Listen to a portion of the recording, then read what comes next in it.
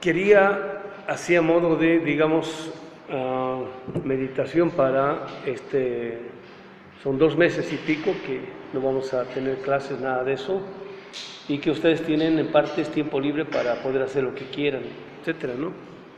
Entonces, siempre hay que saber reconstituir, reordenar ese tiempo que, así en apariencia, entre comillas, es libre, pero ¿qué quiere decir libre? Ese es el problema, ¿no? ¿Qué significa eso?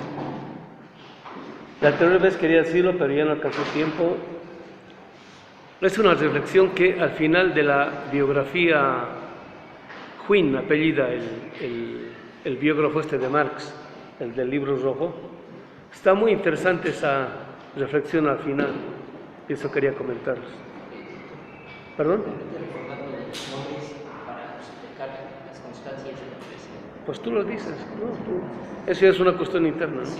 En la universidad me piden la cátedra de registro de los alumnos que estudian en el seminario, entonces deben pasar las hojas para todos los profesores, su nombre y su institución de referencia. Y la voy a hacer en el currículum. Perdón. Entonces, este señor es un periodista y el sesgo que le da a la biografía de Marx es desde la perspectiva de la labor política y periodística fundamentalmente que Marx ha hecho, porque desde el Rheinische Zeitung Marx ha hecho labor periodística mucho, ¿no? Entonces, al final de su vida, 1 año antes de su muerte, meses antes de su muerte, pues, él tenía muchas enfermedades, en parte asoladas por el tipo de clima de Londres. O sea, ese invierno de Londres yo no se lo dedico ni a mi enemigo, es lo que digo, ¿no? Se nubla todo y no sale el sol. Y aparte de eso es un frío. Y hasta la gente se vuelve, estoy un puto así, ¿no? Entonces cuando viene el sol, ya es otra cosa, ¿no? Sí, vuelve la vida, algo así. Entonces, en esos inviernos largos, Marx se enfermaba mucho. Entonces, en el invierno del 82, Marx está enfermo y se va a Argelia. En Argelia, el norte del África, hay hoteles que ofrecen paquetes de salubridad, en el sentido con saunas, baños turcos, reconstituyentes, ese tipo de cosas, ¿no? Entonces va ahí y viaja con los nietos, con los hijos de la Jenichen, que tuvo con Charles Longet, que es un inglés, ¿no? Un líder sindical inglés. Entonces, está Marx con los nietos. Y el periodista, que es norteamericano, fue a Londres a buscarlo, no lo encontró y de ahí fue a Argelia y ahí lo encontró. Entonces el tipo dice, bueno, en el mismo hotel donde está alojado Marx, yo me voy a alojar para poder entrevistarlo bien, todo eso, ¿no? Llega al hotel y que le dicen, bueno, pregunta dónde está Marx, y Marx está en la playa y jugando con los niños, ¿no? Entonces va y lo ve a Marx jugando con los niños. Entonces, lo que anota el periodista, ¿no?, que registra el biógrafo, que también es periodista, dice, ¿no?, Marx domina el arte de ser abuelo, como Víctor Hugo, ¿no? O sea, todo lo que no les había dado a los hijos, le está dando a los nietos. Dice, como un niño jugando ahí con los 3 nietos, feliz de la vida con los nietos, ¿no? Entonces, él dice, es increíble cómo este tipo ha sido el líder ha sido la cabeza, ha sido el testigo, el testimonio de los movimientos revolucionarios más importantes durante el siglo XIX, ¿no? Desde el 43 en adelante, en Europa. O sea, el director, el principal, el líder de la primera internacional, el escritor Capital. O sea, Marx es conocido hasta en la aristocracia, ¿no? Entonces dice, y de pronto lo ve jugando como niño con los nietos, ¿no? Y dice, a este cuate le voy a hacer una pregunta, es una pregunta que me está acosando mucho. ¿Cuál es el sentido de la vida? ¿No? Dice el periodista. Bueno, entonces se reúnen con Marx y que le empieza a hacer una serie de preguntas para la entrevista, todo eso. Y Marx ya pasó todo lo más duro, ya tiene una vida más o menos tranquila. ¿no? Económicamente hablando, pero subjetivamente está, pero no. En Londres se le murieron 3 hijos, los 3 que nacieron en Londres se le murieron, ¿no? 2 varoncitos y una mujer, ¿no? El varoncito no llegó ni al año, la mujercita Francisca pasó del año y 2 meses, algo así, se le murió en las manos de la mamá. Y después Edgar, que tenía como 6 años, más o menos, o sea, se le murió. O sea, eso ha sido un golpe, ha sido brutal, ¿no? Después se le ha muerto la mujer, la esposa, y se le ha muerto la hija mayor, ¿no? O sea, está con los nietos huérfanos, ¿no? Y está ahí, bueno, jugando con los niños, ¿no? Está haciendo la entrevista y en muchas de las preguntas es en la forma como responde Marx, por decir, digamos, ¿no? Estaba en un momento en el cual estaba a punto de ser asesinado, fusilado, y Marx lo toma como con ironía. Sí, estuvimos ahí al borde de la muerte, pero pues pasó, y ese tipo de cosas, ¿no? Entonces, al final de la entrevista, la pregunta, yo quisiera hacer una pregunta, le dicen, ¿no? Después de tanto lo que usted ha pasado, ha vivido, así, ¿cuál es el sentido de la vida? ¿Cuál es el sentido de la vida? Porque él ha estado metido, digamos, en el centro de las luchas sociales y políticas más duras, ¿no? Entonces Marx se queda pensando, dice la historia, se queda pensando y guarda silencio, 1, 2, 3 minutos. Y dice el periodista, yo pensé que no había escuchado mi pregunta, o que no quería responderla, o que se la había olvidado, porque Marx está mirando hacia la playa donde están los niños. Y de pronto le dice a Marx, la lucha, no así más, la lucha. El sentido de la vida es la lucha, ¿no? Porque si el mundo estuviese bien, si todo estuviese bien, pues vendríamos a ser felices y tendría sentido ser feliz. Pero como todo está mal y hay mucha injusticia, o sea, el sentido de la vida es luchar, porque eso no se perpetúa. Ese es el sentido de la vida. Y hay que ser, bueno, y ahí el agregado ser animal para no darse cuenta de eso. El sentido de la vida para nosotros, que tiene conciencia ética, es la lucha. Y creo que es la última entrevista que dio en vida. Y volvió en ese invierno, creo que en enero, volvió a Inglaterra y en marzo se murió. 14 de marzo. O sea, volvió a morir Marx. Y en parte sabía, ¿no? Porque se le complicó la tos, el asma, etcétera, etcétera, y se murió. O sea, volvió a morir, por decirlo, ¿no? El 83, ese meses después. Un 14 de agosto nosotros estuvimos aquí pasando clases, yo me acuerdo bien. Y no hice memoria de eso porque el tema nos ganó, pero yo estaba presente con eso. 5 de mayo no coincidió, que es cuando él nació, no coincidió con una clase, que era creo miércoles, algo así, ¿no? O martes o jueves, algo así, ¿no? Que es cuando él nació. Y, ¿cómo se llama? En la vida de los grandes luchadores es más importante la fecha en la cual ellos mueren que la fecha en la cual nacen, ¿no? Porque uno no elige dónde nace, pero donde uno muere, o sea, donde uno deja esta vida, es parte de todo lo que uno ha trabajado, producido, luchado. O sea, es mezcla de azar, destino, libertad, ¿no? Es mezcla de todo eso, ¿no? Toda la complejidad que hay en la vida, ¿no? Entonces, estas ideas agárrenlas durante la vacación y vayan dándole vueltitas. Les puedes reconfigurar la vida en tal o cual tipo de sentido, ¿no? Bueno, entonces, volviendo a lo nuestro, nos hemos quedado en la página 4, ¿no ve? En los Grundrisse, ¿no ve? Entonces, ahora tienen que tener los Grundrisse, tienen que tener Eso es el Grundrisse, ¿no? Y la producción teórica de Marx, que estamos en... A ver, aquí estamos exactamente, les voy a decir. Sí. Estamos en la página 29, ¿no? Que es... Sí, en el de Dussel estamos en la 29. ¿Lo ven?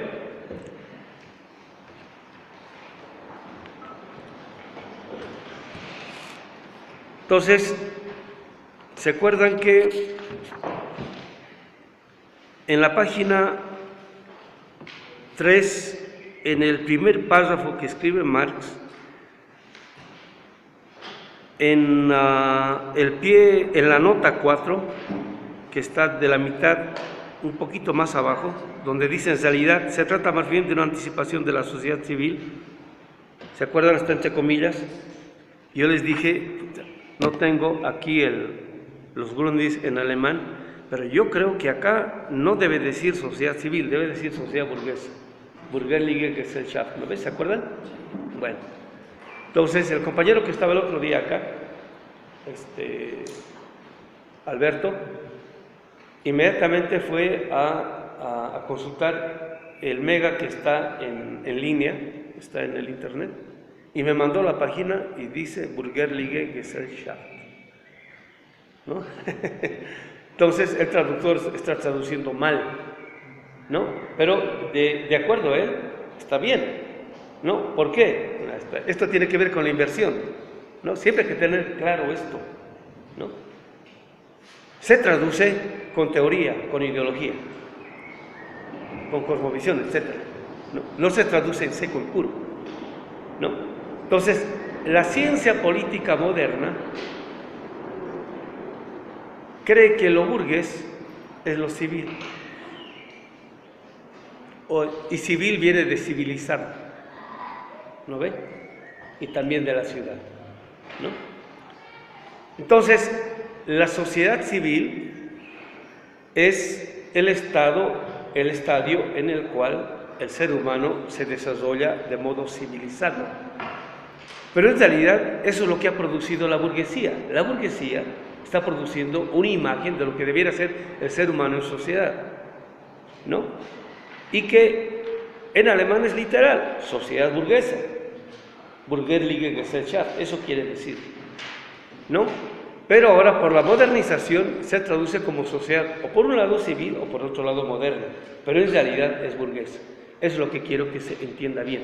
Cuando hablamos de sociedad moderna, estamos hablando de sociedad burguesa, esto es, de la imagen que de sociedad ha producido la burguesía. Entonces, cuando alguien dice yo soy moderno, en última instancia estoy diciendo yo tengo conciencia burguesa, o yo soy burgués, aunque no sea propietario de medios de producción, ¿no? Es, digamos, como la burocracia del Estado burgués. Los burócratas no son dueños de los medios de producción, o sea, no son los grandes empresarios, ¿no? Es la burocracia que le presta servicio a este tipo de Estado, ¿no? Y le presta servicio porque tienen esa conciencia, aunque no tengan propiedad privada de los medios de producción. ¿Sí se entiende, no? Entonces, para ser burgués no es necesario ser capitalista, pero para ser capitalista hay que ser burgués. ¿Sí se entiende? ¿No? Burgués. No hay de otro. No puede existir un capitalista que tenga otro tipo de conciencia. Tiene que tener conciencia burguesa, listo, se acabó, no hay de otro. Pero uno puede tener conciencia burguesa y no ser capitalista. Y ese es el caso del proletariado moderno, ¿no? Que vamos a ver cómo se llama, cómo en los tiempos de Marx ya se empieza a ver eso. Entonces, ahora sí nos vamos directamente a la última parte estamos en la página 4 del segundo párrafo. Entonces, habíamos empezado con que Marx trata de la producción en general. Y la producción, lo que produce, habíamos visto, ¿no? Lo primero que produce la producción, el tipo de producción al cual está refiriendo. Ahora bien, él no está diciendo toda producción produce individuos o sujetos, ¿no?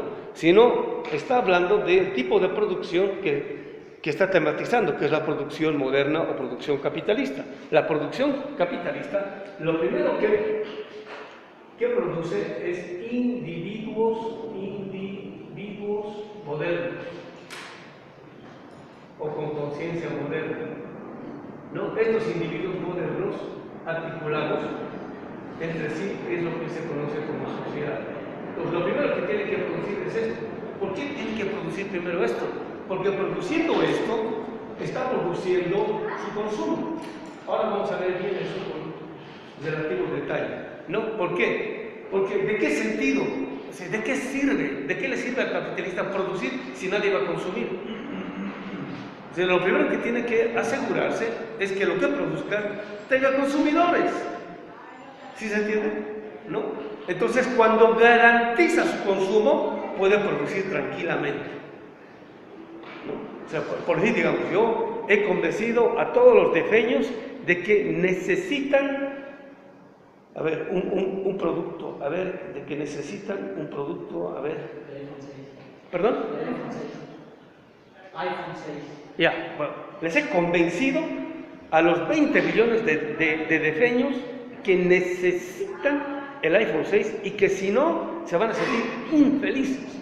Si les he convencido, yo estoy absolutamente seguro de que por lo menos produciendo 10 millones de iPhone, ya la hice. ¿Sí se entiende? Pues produzcan 10 millones, vamos a venderlos. ¿Por qué? Porque tienen su consumo. ¿Sí se entiende? ¿No es cierto? Entonces, no, fíjense, no está diciendo la producción, lo primero que produce la mercancía, no está diciendo eso. Es toda la tematización. Ahora bien, ¿por qué es que en el capital empieza en la mercancía, ¿no? Cuando vamos al mercado, lo primero que encontramos son mercancías. Porque el orden de la exposición es otro. ¿Sí se entiende? ¿No? Aquí es otro tipo de... Aquí está buscando cómo le entra al tema, ¿no?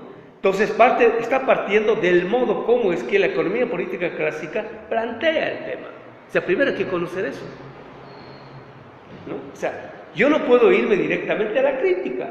Para irme a la crítica yo tengo que conocer por dentro el argumento del contraargumentante o del contrincante. Tengo que conocer muy bien, ¿no? Es como el buen ladrón sabe cómo está pensando y razonando, etcétera, etcétera, su víctima. Se pone desde la perspectiva de él, de tal modo que puede saber exactamente si este cuate todos los fines de semana llega el viernes y se va al Zen, ¿no es cierto? Y deja su casa abandonada hasta el domingo por la noche. O sea, el sábado yo puedo hacer lo que quiere en su casa.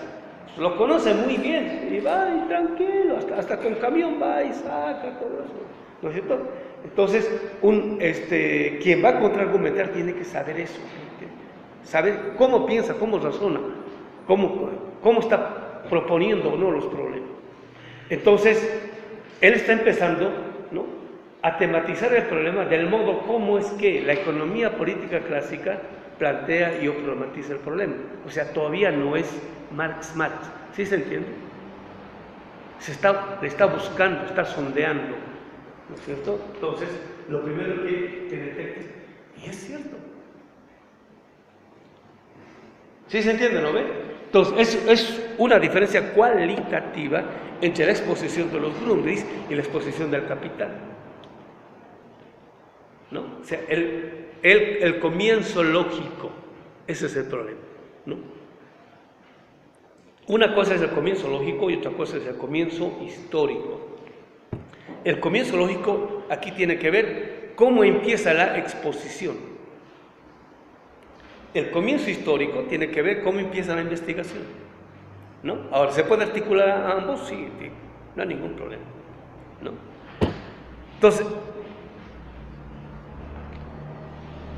empieza a cuestionar eso, ¿no? Y dice, todos estos cuates, ¿no?, hablan del individuo, necesitan justificar al individuo porque creen que todo empieza con el individuo. Entonces tienen que justificar argumentativamente el porqué del individuo, ¿no? Entonces, a un individuo se le ocurre y de pronto, bueno, empiezan a surgir más y más y más y más y más. Esa es la idea del Robinson.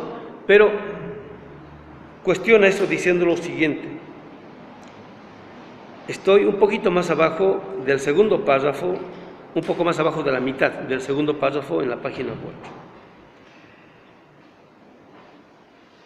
Siendo bien estrictos, aquí deberíamos hablar por líneas, ¿no? En la línea tal, en la línea cual.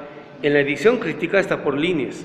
Cada 5 líneas va diciendo. Dice, la producción por parte de un individuo aislado. ¿Han encontrado? Sí. Ya está.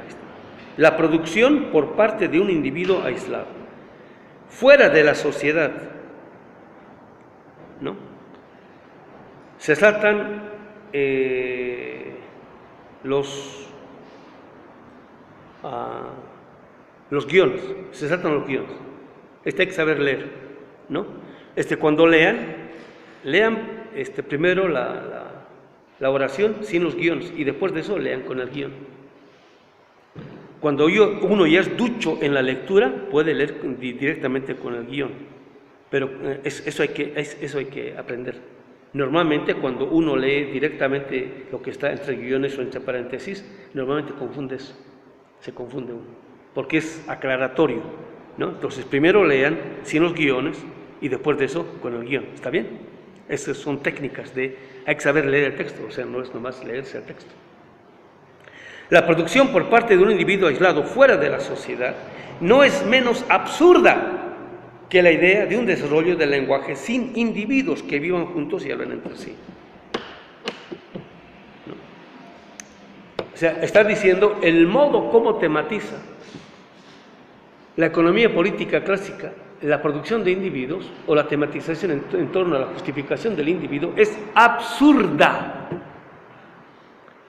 Pero todos los economistas burgueses se tragan el absurdo como si fuese verdad. ¿No? Y eso no es cierto, eso es un modelo ideal. Es un mito, es una utopía. Lo primero que hacen es tragárselo eso. Tragárselo eso quiere decir, creen en eso. Eso quiere decir, creen en eso, ingresan en ese tipo de argumentación. Si no creen en eso, no ingresan en ese tipo de argumentación. Ahora, ¿qué quiere decir? Creen eso e ingresan en el tipo de argumentación, ¿no? Si creen eso, toda esa explicación les aparece como lógica. Es así. Si no creen en eso, entonces empiezan a surgir todo tipo de autocontradicciones, que es lo que está pasando con Marx. ¿Sí se entiende, compañeros?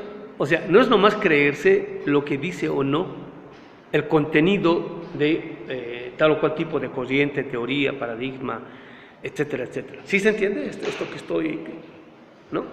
Lo que también estoy queriendo decir es que antes del argumento, de la comprensión y la exposición de la argumentación científico-lógica, lo que está antes es ¿creo o no creo?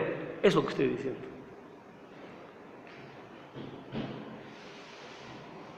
Es como cuando los jóvenes ingenuos van a Harvard, ¿no? A estudiar licenciatura en economía, ¿no? Antes de ingresar a sus aulas, ya creen, fe ciegas, que ahí van a recibir la teoría económica verdaderamente revelada. Entonces, se abren a eso, ¿no? Abren piernas, brazos, todo, para que esa verdad se vea. Y llenan todas sus objetividades. Y después de eso ven toda la realidad a partir de ese tipo de contenido. ¿Por qué? Porque creen que eso es verdadero. ¿Sí se entiende? ¿No? ¿Ven? O sea, el creer o no está fuera de la, ¿cómo se llama?, de la racionalidad científica. No está fuera. Es más, está hasta como su presupuesto. ¿Sí se entiende? ¿Por qué? Porque cuando estoy empezando yo a apropiarme de una argumentación científica, yo todavía no tengo ningún tipo de criterio como para saber si es que eso se ha demostrado o no, se pueda demostrar o no. No tengo ningún elemento, como no he hecho ciencia. Para eso están básicamente los 4 años de la licenciatura, los 2 años de la maestría y los entre 3 y 5 años del doctorado, dependiendo del tipo de programa, ¿no? Al cabo de lo cual tengo, lógicamente, muy bien estructurado toda la argumentación, de tal modo que ya nada me puede entrar, todo está muy bien totalizado, sistematizado. o sea, cuadriculado. Ya veo toda la salida a partir de eso. Entonces, cualquier otra crítica está bien blindado, por decir. ¿Sí se entiende, no? Entonces, es un apropiarse de un horizonte teórico dogmáticamente. Estamos hablando en plena sociedad moderna, en plena modernidad, ¿no? Entonces, el hecho de que solamente en el medioevo se hacían aprehensiones dogmáticas, eso es falso, ¿no? Léanse el librito de Etienne Gilson sobre la filosofía medieval. Y hay muchos mitos que tienen la modernidad acerca de que eran unos vulgares bárbaros los medievales. Eso es falso, eso se cae, ¿no? Entonces dice, no es menos absurda que la idea de un desarrollo del lenguaje sin individuos que vivan juntos y hablen entre sí. Eso dice, ¿cómo se llama? Apple de otro modo, ¿no? Al lenguaje nunca le presupone un individuo, siempre le presupone una comunidad, ¿no? Gracias a la comunidad tiene sentido el lenguaje. Y cuando yo estoy hablando, yo estoy haciendo explícito lo que está presupuesto en el lenguaje. ¿Qué es aquello que está presupuesto en el lenguaje? La comunidad. Cuando cualquiera de ustedes sale a la calle y le pregunta a una persona dónde queda el metro Zapata, ¿no? Ustedes están presuponiendo de que esa persona va a entender lo que ustedes le van a decir. Están presuponiendo que esa persona conoce el Distrito Federal y sabe dónde está el metro Zapata. Están presuponiendo ustedes de que esa persona va a tomar en serio la pregunta que ustedes le están haciendo. Están presuponiendo ustedes que esa persona no va a pensar que la pregunta que le están haciendo ustedes es para hacerse la burla de ellos. Y a su vez están presuponiendo, ¿no es cierto?, a una situación en la cual es posible una relación de respeto. Señor o señorita o caballero, ¿me podría decir usted dónde queda el metro Zapata? Porque no se acercan a decir, oye, pinche güey, dime dónde está el metro Zapata, o si no te madreo. Nadie. ¿Sí se entiende? ¿No? Y ahora, ¿por qué estoy presuponiendo eso? Y ojo, no soy consciente de eso. O sea, yo no digo, a ver, para hacerle la pregunta a este señor, yo tengo que presuponer las 4 pretensiones de validez que dice Habermas en su... Nadie dice eso, ¿no es cierto? Pero sí, sin embargo, en el acto de habla, yo ya estoy haciendo explícito esas pretensiones de validez. Lo mismo pasa con el individuo. Toda individualidad, por más egocéntrica e individualista que sea, presupone primero la comunidad de producción de una forma de vida y en última instancia, presupone la producción de vida que es capaz de producir la naturaleza y en última instancia, más adelante va a decir Marx, toda producción humana presupone trabajo acumulado. Listo. ¿No? De lo cual puedo ser o no consciente, pero el hecho de que sea o no consciente presupone un trabajo acumulado. O sea, la presencia de ustedes, ¿no? O sea, presupone el trabajo de su papá, de su mamá, de sus hermanos y a su vez, ¿no?, la existencia de sus padres presupone el trabajo de sus abuelos, de sus abuelas, de sus tías, etcétera, etcétera. Y así sucesivamente.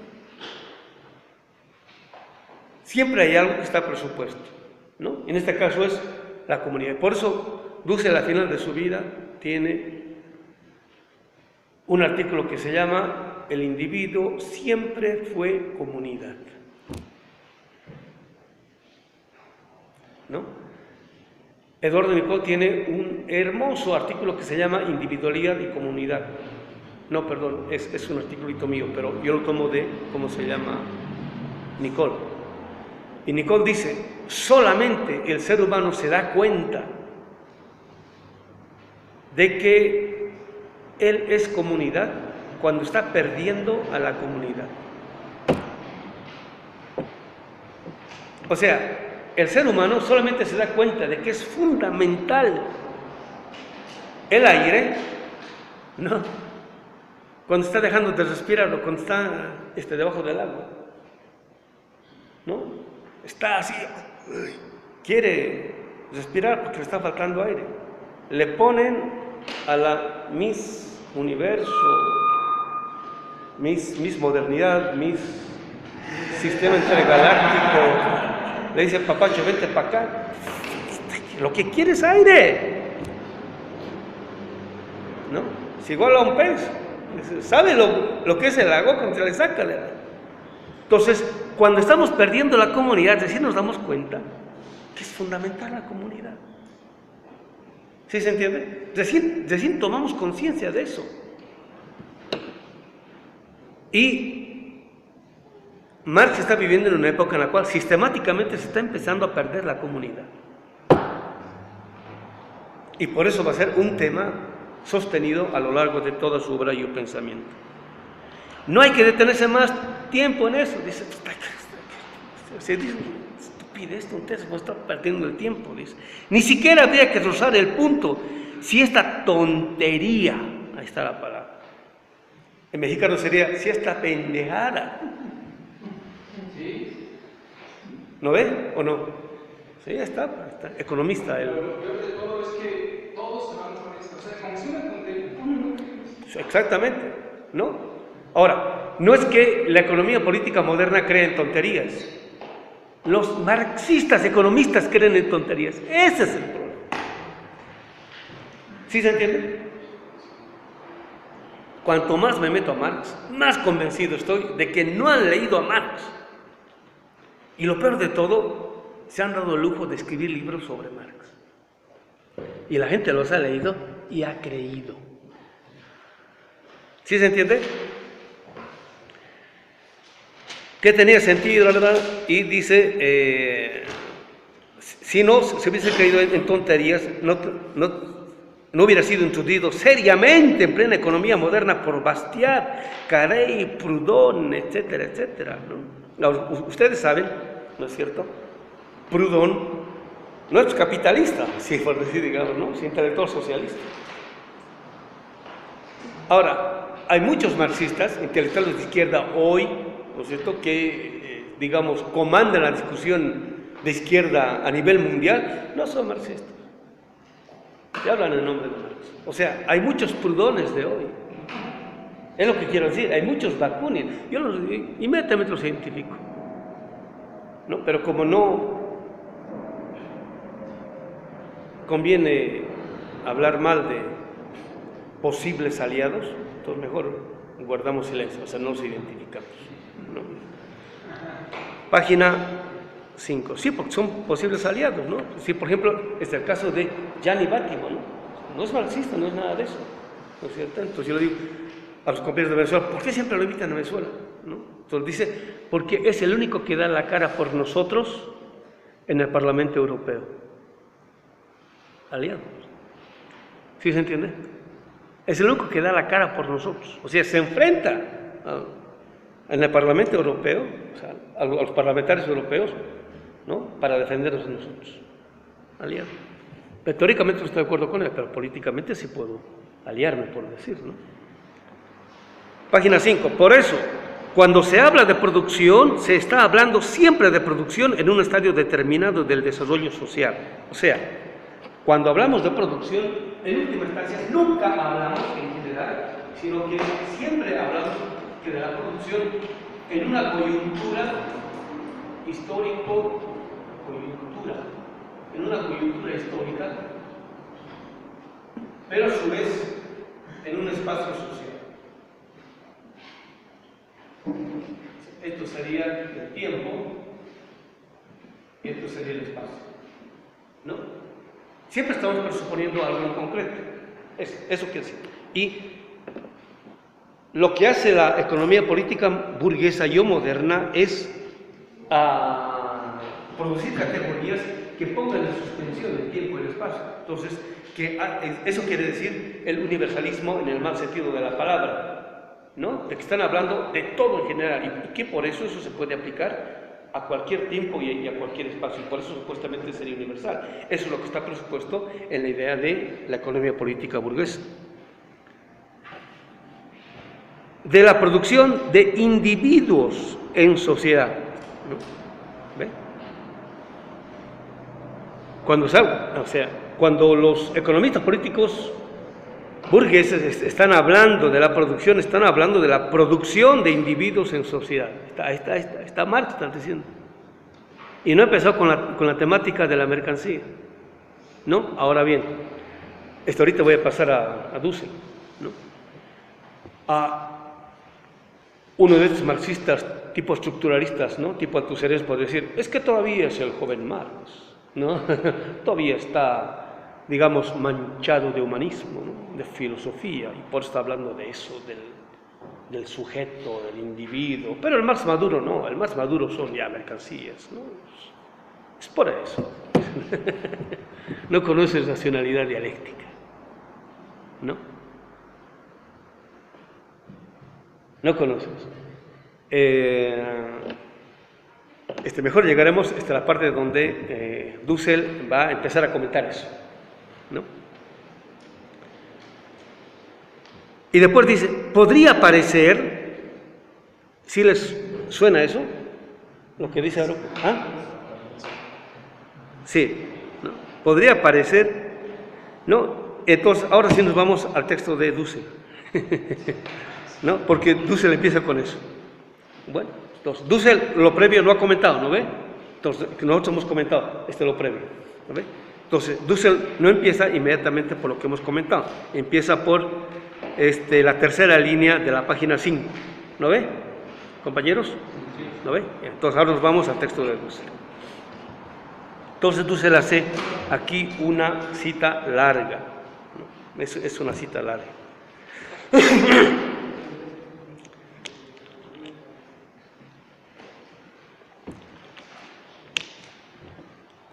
Entonces,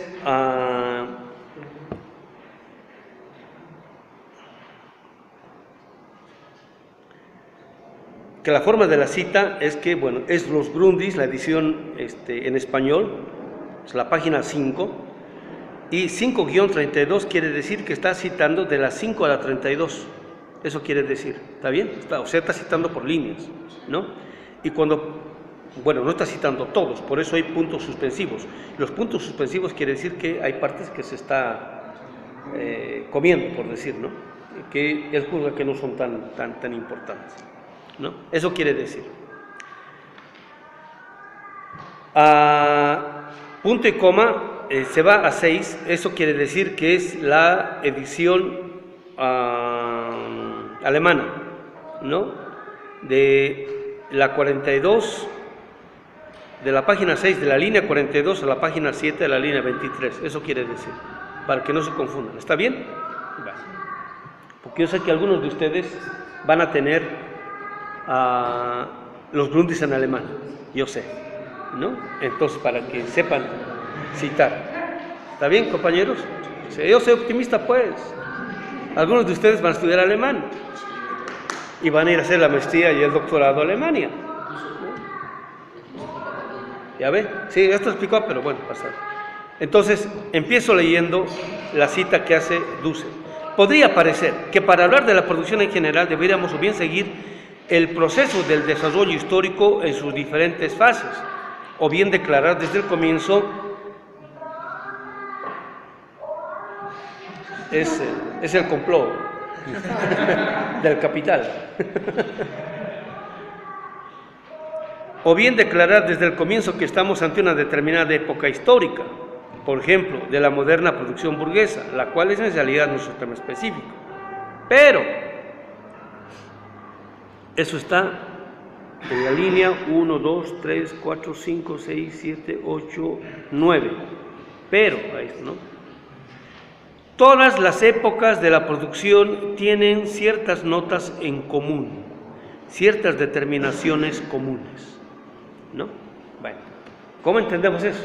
¿No? Entonces, a las determinaciones comunes, Dussel le va a llamar esencias. Más adelante va a decir. Yo me voy a quedar todavía con determinaciones comunes. ¿Está bien? ¿No? Porque yo no estoy haciendo un comentario ciego o doctrinario o cerrado, digamos, al comentario de Dussel, ¿no? Yo creo que podemos apropiarnos de ese comentario para ir un poquito más allá, ¿no? O sea, no estoy comentando solamente a Marx, sino también a Dussel, ¿sí se entiende? ¿No? Pero estoy mostrando la diferencia. A lo que Marx dice, a las notas o determinaciones comunes, Dussel le va a decir esenciales. ¿Está bien? Ahorita no hay ninguna contradicción, está tranquilo. Yo me voy a quedar con las notas comunes, ¿está bien? Bueno, ¿cómo entendemos esto? Estamos entrando ya a problemas epistemológicos, ¿no? ¿Cómo entendemos esto? Ahora, ¿esto va a ser? Sí, no, ¿Alguien no tiene papel higiénico o porque esto es de los lentes, ¿no ves? ¿Ya ves? Porque eso hay que lavar a mano.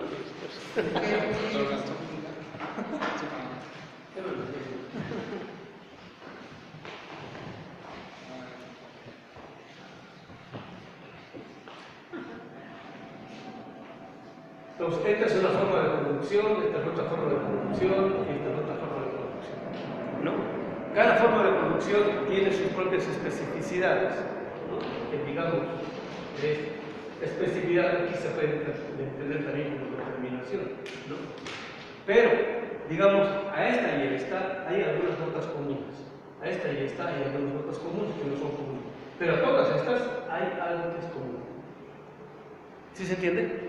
Entonces, para entender lo que es producción, ¿no? Sabiendo que siempre que estoy hablando de una forma de producción, siempre en última instancia me estoy refiriendo a una forma de producción en concreto, yo tengo que saber distinguir qué es aquello que es común a todas las formas de producción.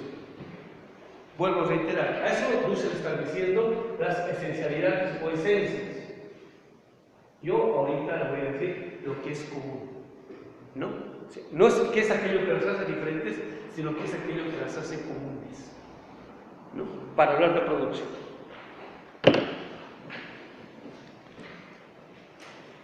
La producción en general, Produktion im Allgemeinen, es la producción en general, es una abstracción. ¿Qué quiere decir una abstracción? De esto que aparece en la realidad en concreto, ¿no? Porque hay cualquier cantidad de determinaciones, no solamente específicas a esta forma de producción A, esta es la B, esta es la C, ¿no? Hay determinaciones específicas a estas formas de producción, hay comunes, ¿no? A estas formas de producción, pero hay algo que es común a todas las formas de producción. Entonces, cuando yo hago una abstracción de esto, digo, cuando yo separo de esto, estoy haciendo una abstracción. ¿Sí? ¿Sí se entiende? ¿No? Sí, ¿por qué? Porque he detectado que es aquello que es común. Entonces voy a empezar a tematizar en qué es aquello que es común, por lo cual se caracteriza toda forma de producción, ¿no? Entonces hago una abstracción, lo separo. Eso quiere decir, lo abstraigo. ¿Sí? O sea, manejar bien esto es fundamental para poder entender a qué se está refiriendo Marx cuando está diciendo abstracto concreto. Porque todo el mundo ha repetido como loro el abstracto, dialéctica del abstracto concreto, que han repetido quietos. ¿Qué quiere decir eso? La próxima semana los compañeros van a poner en nuestra página esta obra de teatro Marx en el Soho, ¿no? Yo ya la he visto completa, no la versión uruguaya, sino la versión norteamericana, que me parece que está bien, está con subtítulos, bien, todo eso. Marx en el Soho quiere decir Marx cuando emigra de Francia a Alemania, perdón, a Inglaterra, cuando llega a Inglaterra, llega a una zona que se llama el Soho. Entonces, es esto que les he descrito, ¿no? Cerca de el Zócalo, hacia Tepito, por esa zona más o menos. Entonces, eso es una zona bien pobre, ¿no? Entonces, Marx vivió como 5 años más o menos en esa zona. Y la obra de teatro es Marx en el Soho, pero de Nueva York, ¿no? En Manhattan, ¿no? Hay una zona que se llama el Soho, que está cerca del downtown, ¿no? Y digamos en el siglo XVII, siglo XVIII, siglo XIX, era miserable, ¿no? Era miserable. ¿Por qué? Porque en el downtown, en el puerto, o sea, que la zona más baja, ahí estaba el puerto, ahí llegaban los inmigrantes, ¿no? Entonces, era la zona donde, aparte de que llegue la carga, todo eso un poquito más arriba, lo que se llama el village, ¿no? era la zona más o menos comercial. Un poquito más abajo estaba el Soho, donde vivían los marineros, empleados, o sea, los inmigrantes, o sea, bien. Ahora, ¿no? Es un gran centro comercial, Wall Street, ¿no? Wall Street es la calle del muro, era la calle donde vivían los judíos, donde hacían las grandes transacciones comerciales. No es una calle estrechita así, ¿no? O sea, no es nada grande, pero en ese entonces era sumamente importante, ¿no? Entonces, la obra de teatro Marx en el Soho es en el Soho de Nueva York, no es en el Soho londinense, ¿sí se entiende? ¿No? Y está muy bien actualizado, ¿no? Y ahí dice, ¿no? Todo el mundo me cita que las religiones es el opio del pueblo. No han leído la cita completa. Y ahí explica lo que significa la cita completa. Es igualito con dialéctica de los concreto. No han leído el capítulo completo. Y si han leído el capítulo completo, lo han leído sin categorías. O sea, no lo han entendido. Pero a partir de eso yo he visto elaborar tesis doctorales en el Colegio de México.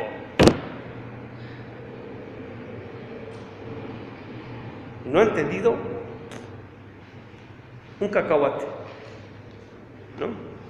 Por eso la especificidad, ¿qué significa? ¿Qué quiere decir abstracto? Entonces, eso quiere decir abstracto, es decir, separar, ¿no? Pero eso se hace conscientemente, eso es algo que se hace explícitamente, predicativamente, con categorías, ¿no? Es una labor cerebral, bueno, ahora diríamos neurocerebral. Antes se decía es una labor de la mente, eso es lo que decía Hegel, ¿no? Si la realidad no hace eso, o sea, la razón hace eso. ¿Sí se entiende? ¿No? Entonces, es el modo como se eleva el pensar del ámbito de la vida cotidiana al ámbito de la razón, cuando es capaz de hacer eso. Y si ustedes se dan cuenta, la realidad está intacta, ¿no? Pero en la reflexión la estamos modificando y transformando, porque aparece de modo caótico. Claro, se trata de comprenderla con sentido, de modo inteligible. La producción en general es una abstracción, pero una abstracción que tiene sentido, ¿no? Ahora, ¿cuándo tiene sentido? Cuando yo sé que esta abstracción la estoy haciendo en este contexto.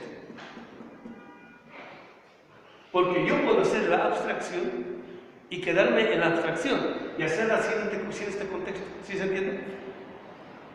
¿No? La única forma de que yo haga una abstracción sin desprenderme de este contexto, la única forma es que yo sepa no solamente que estoy al interior de una coyuntura histórica, al interior de un espacio social, sino que sepa explícitamente que esto no ha caído del cielo, sino que es producto de la historia. ¿Qué quiere decir esto? Esto quiere decir que la única forma que yo tengo para poder entender con sentido esta abstracción es una abstracción con sentido, es cuando yo sé explícitamente que esta abstracción es producto de esta coyuntura histórica. Es producto de esta coyuntura histórica, quiere decir, yo conozco la historia de cómo se ha producido esta coyuntura histórica. Por eso dice Marx explícitamente, desde los Grundrisse hasta el Capital, la única forma de entender un juicio de hecho o un hecho social es comprendiendo o haciendo una reconstrucción de su historia. Por eso es que toda ciencia social que se dice ser marxista lo es cuando hace una reconstrucción de cualquier dimensión de la realidad históricamente. No hay otra forma de entender. Y por eso algunos decían que Marx es fundador de la historia científico-moderna, materialista, ¿no? Pero ahora muchos marxistas se han olvidado de que para poder entender, por ejemplo, el fenómeno de los movimientos sociales, primero hay que hacer la historia. O hay que hacer la historia paralelamente como para poder entender el problema. Es decir, no hay otra forma. O sea, todo economista, político, jurista o derechista, como les digo yo ahora, psicólogo, todos tienen que ser grandes historiadores de las dimensiones de realidad que están tematizando. ¿Sí se entiende? Porque si no, no se entiende nada. Hasta historia del agua. No es que la historia tenga agua, perdón, no es que el agua tenga historia. Lo que pasa es que el modo de apropiación del agua es histórico. ¿No? Hasta el Popo tiene su historia en ese sentido. ¿Sí se entiende? El Popocatépetl. No estoy diciendo Popó, porque en Bolivia hay un lago que se llama Popó, ¿no? Y también hay el Popó.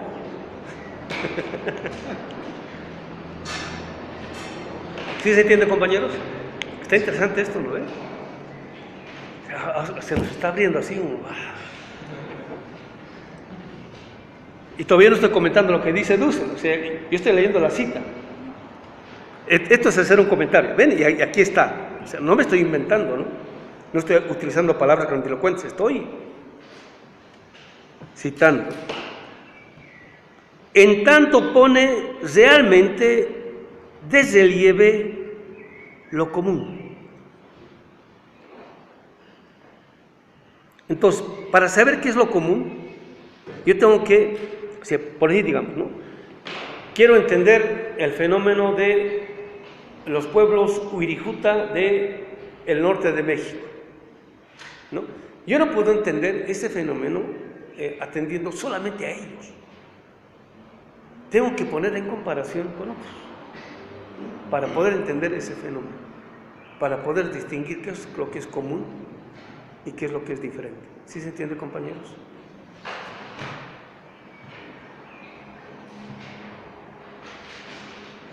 ¿Sí? ¿Ven? Estamos hablando de problemas de método, ¿no? ¿Cómo producir una investigación en serio?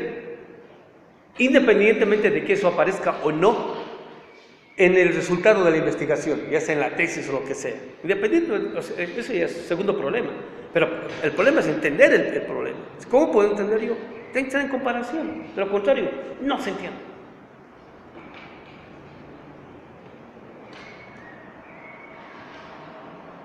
En tanto, pone realmente de relieve lo común, lo fija y nos ahorra así una repetición, ¿no? Entonces, para hablar, como he agarrado primero lo que es común a todas estas, ¿no? Para hablar de esta, ya no tengo que estar refiriéndome solamente, o digamos, a esta. Para hablar de esto, también a esta. Para hablar de esto, no. En la abstracción, o en la producción en general, he desarrollado esto y después que cuando desarrolle esto ya solamente desarrolló las especificidades. O sea, no tengo que estar repitiendo a cada uno. ¿Sí se entiende, no? Es lo que está diciendo. Lo general o lo común, ¿no? Entonces, hay una sinonimia, hay una similitud entre lo general y lo común. A eso Dussel está diciendo lo esencial, ¿no? Para que se entienda. Extraído por comparación, es por su parte algo completamente articulado y que se despliega en diferentes determinaciones. O sea, esto en apariencia aparece de modo marginal, pero es algo que todo en última instancia hace referencia a esto. Es algo acerca de lo cual todas las determinaciones tienen sentido cuando se muestra la articulación en torno de las determinaciones generales y o comunes. ¿Sí se entiende? ¿No? Por eso una explicación fundamental acerca de lo que es la producción en general va a tematizar en rigor las determinaciones generales, ¿no? Y después de ello las determinaciones específicas. Las determinaciones que valen para la producción en general son precisamente las que deben ser separadas. Separadas quiere decir abstraídas. ¿Sí se entiende? A fin de que no se olvide la diferencia esencial. Porque hay diferencias fenoménicas o artificiales, por decir, ¿no? A los grandes sistemas civilizatorios lo que les es común es la producción del alimento. Eso es fundamental. Si no comen, se mueren. ¿No ven? Bueno. Pero no es fundamental a todos los 6 grandes sistemas civilizatorios la producción del maíz o la de la papa o la del arroz, o la del trigo, o la del vino o queso, ¿no ve? Porque nuestras civilizaciones y culturas han vivido sin trigo, sin arroz, ¿no? Sin especies, así digamos las indochinas, las hindúes e indochinas. Pero, digamos, para el mundo maya azteca, la producción del alimento es fundamental, la producción del maíz, ¿no ve? Es una determinación esencial a un tipo de forma y un modo de producción, pero no es algo que sea común. El modo como se expresa lo común es que eso es fundamental porque es alimento. ¿Sí se entiende? ¿Sí se entiende? Hay que comer. Si no hay la producción de la comida, no hay nada.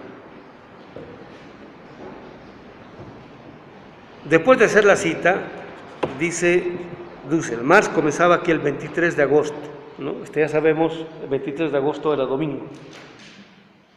El domingo empezó a trabajar Marx. Por eso, si ustedes se hacen la disciplina, ¿no?, de trabajar fin de semana, no se imaginan cómo van a avanzar. Cuando yo descubrí eso, sin cesarme el fin de semana, mi trabajo se multiplicó, por decir, ¿no?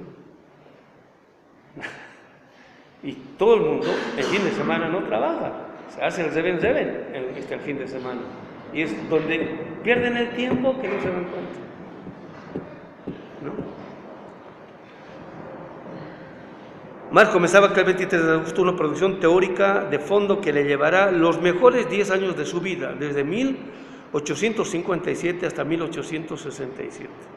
O sea, digamos, la época creativa, teóricamente hablando, más importante de Marx son esos 10 años. Ahí es donde realmente él ha hecho los grandes descubrimientos y ha escrito lo más duro de toda su obra, ¿no? Ahí es donde él hizo las 4 redacciones del Capital, ¿no? 1872-73, nosotros ya estamos empezando a decir, es la 5ª redacción del Capital. Eso hay que demostrarlo, ¿no? No es nomás decirlo, hay que demostrarlo, lo vamos a demostrar bien en el futuro, ¿no? Hasta la aparición del tomo 1 del Capital. Bueno, página 30 de la producción teórica de Marx. Dice, está de moda incluir como capítulo previo a la economía una parte general que es precisamente la que figura bajo el título de producción, cita de Marx, ¿no? Entonces, es una cita de la página 6. Váyanse de los Grundrisse, la página 6 de los Grundrisse. ¿Lo ve? En el párrafo 3. ¿Han llegado? Está de moda incluir como capítulo previo a la economía una parte general que es precisamente la que figura bajo el título de producción. ¿Lo ve? Entonces, cualquier manual de economía política empezaba con un capítulo que se llama la producción. Entonces dice Marx, pues vamos a empezar por lo que dice la producción. ¿Está bien? O sea, está empezando, o sea, es un poco lo que decía, la diferencia entre reflexión metodológica y reflexión epistemológica. O sea, al principio, ¿no?, cuando uno no ha hecho una investigación científica, o cuando está empezando a hacerla, es legítimo servirse del método en uso, ¿no? Entonces, la economía política clásica tiene su método, y su método de exposición dice que hay que empezar por la producción. Entonces dice, está de moda, es común, entonces yo voy a empezar también de eso, y voy a ver hacia dónde conduce eso, y sabiendo hacia dónde conduce eso, yo voy a conocer sus limitaciones. ¿Sí se entiende? No es bueno de buenas a primeras, dicen, no, están equivocados, no. O sea, primero hay que seguir hacia dónde conduce eso. O sea, la crítica tiene que ser inmanente, no puede ser solamente desde afuera, eso puede ser resultado. Sigue diciendo Dussel. Sin embargo, muy pronto sus reflexiones llegan a un callejón sin salida y por ello salta abruptamente a pensar la cuestión del método, ¿no? Entonces, fíjense, empieza guiándose por el método de la economía política, ¿no? Entonces, 8 años en Inglaterra. 7 años, desde 1843 antes, son casi 15 años, ¿no? Entonces, está siguiendo el modo de disposición de la economía política clásica, burguesa, y de pronto llega a un callejón sin salida. Dice, esto está mal. Entonces, como ese método no le permite exponer lo que él quiere exponer, entonces dice, a ver, vamos a hacer una reflexión metodológica. ¿Sí se entiende, compañeros? O sea, al principio parte del método de la economía política clásica, y llega un momento en el cual, no, esto no me funciona. O sea, cuando no me funciona, ¿qué hago? Hago una reflexión metodológica. Haciendo la reflexión metodológica, Marx se va a dar cuenta de que ese método ya no sirve. Entonces empieza la reflexión categorial o epistemológica. ¿Sí se entiende, compañeros? Está clarísimo, ¿no? Y lo puedo decir claro después de años. O sea, por lo menos 10 años que estoy trabajando en el tema, ¿no? Lo puedo decir clarísimo, ¿sí? Hasta Hinkelhammer Industrial dice, ahora, este parte de dónde sacado todo eso, es que le he estado dando vuelta, no un semestre, no 2 semestres, años, como 10 años que estamos dándole vuelta, ¿no? O sea, la diferencia entre reflexión metodológica y reflexión epistemológica, ¿no? Entonces, por eso, páginas después llega al problema del método, ¿no? Un poquito más abajo. También por ello, después de las páginas sobre el método, se interna en un sinnúmero de cuestiones demasiado pretenciosas para una mera introducción, hasta que se le cae el lápiz, bueno, sería la pluma de la mano, ¿no? Entonces, hasta aquí está el problema de... Aquí está, ¿no?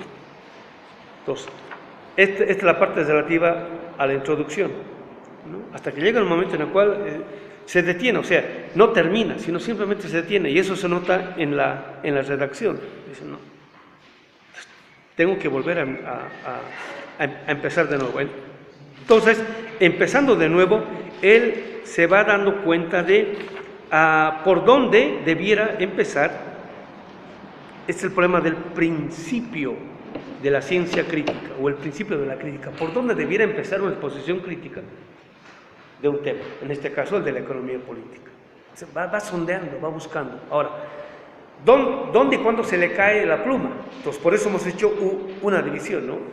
Entre julio y agosto de 1857 y septiembre de 1857 escribe la introducción.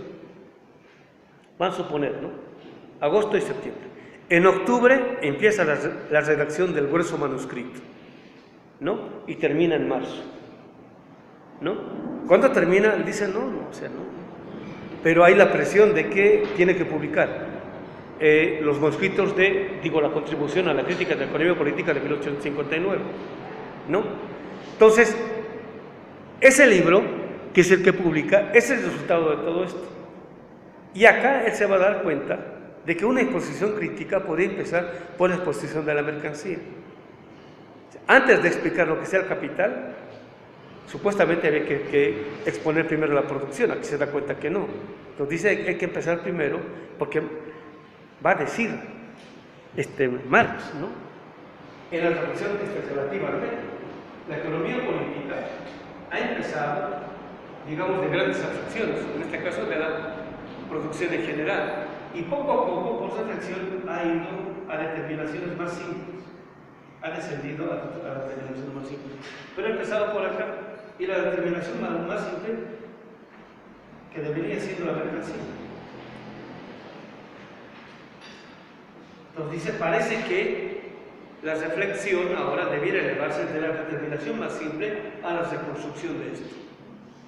Entonces, por eso, en la contribución empieza la exposición con la tematización de la mercancía, después de eso el dinero y después de eso el capital, ¿no es cierto? Pero en el libro está solamente la mercancía y el dinero, el capital no escribió nada, porque él dice, todavía no estoy preparado. ¿Sí se entiende, compañeros? Pero ya está O sea, después de este ajustar cuentas, ya está él en otro plano. Y ha ido más allá de la metodología o del modo de producción de investigación científica de la economía política clásica de su tiempo. ¿Sí se entiende? ¿Gracias a qué? A Hegel. ¿Sí se entiende, compañeros? ¿O estamos abstractos? Yo a veces pienso que estoy hablando bien sencillito, así como en el tianguis, ¿no? De la Merced, algo así. Pero después me dicen, no, estuvo bien abstracto. Entonces digo, órale. ¿Podría precisarnos las diferencias que usted ha encontrado o aquellas especificidades o las características entre la reflexión metodológica y la reflexión epistemológica? Sí, es lo que estamos haciendo. Bueno, ahora ni siquiera vamos a llegar al problema del método. Entonces, cuando empecemos en agosto, vamos a empezar por el método. Entonces, los compañeros que, fíjense, ¿no? Los compañeros que vean estos cursos y empiecen por el método no van a entender. ¿Por qué? Porque el semestre anterior no se lo han chupado. ¿Sí? Ahora, estas determinadas, yo te lo puedo explicar ahorita, pero no vas a entender. Y no tiene nada que ver con que seas tonto o ¿no? No tiene nada que ver con eso, sino que estamos preparando el camino, el terreno en el cual todo lo que se va diciendo paso a paso, al final tiene amplio sentido. Después de esto, yo estoy seguro, ustedes van a dar cursos de esto, cátedras de esto, van a dejar auditores de dentro, van a dejar con la boca abierta. Pero hay que conocer bien, así que, por decir, digamos, ¿no? Detrás de una conferencia de 1 hora hay un trabajo como de 100.000 horas. No estoy en 100.000, 100 horas o 1.000 horas. ¿No? Es lo que estamos haciendo acá. Entonces, segurísimo. Seguimos. O sea, con calma. Ahora, si tú te pones a volver a escuchar todos los cursos, esta pregunta que me estás haciendo, ya la he hecho. Digo, ya la respondí. ¿No? Pero a la primera no se la hagas. ¿No? Y a uno se le pasan desapercibidos, digamos, muchas explicaciones centrales que uno está trabajando, que les dice fácilmente, digamos, porque les he trabajado mucho, pero que ustedes todavía no la agarran, ¿no? Pero eso es poco a poco, con el tiempo, o sea. Como dicen en el pueblo de Tequisquiapan, take it easy, carnal.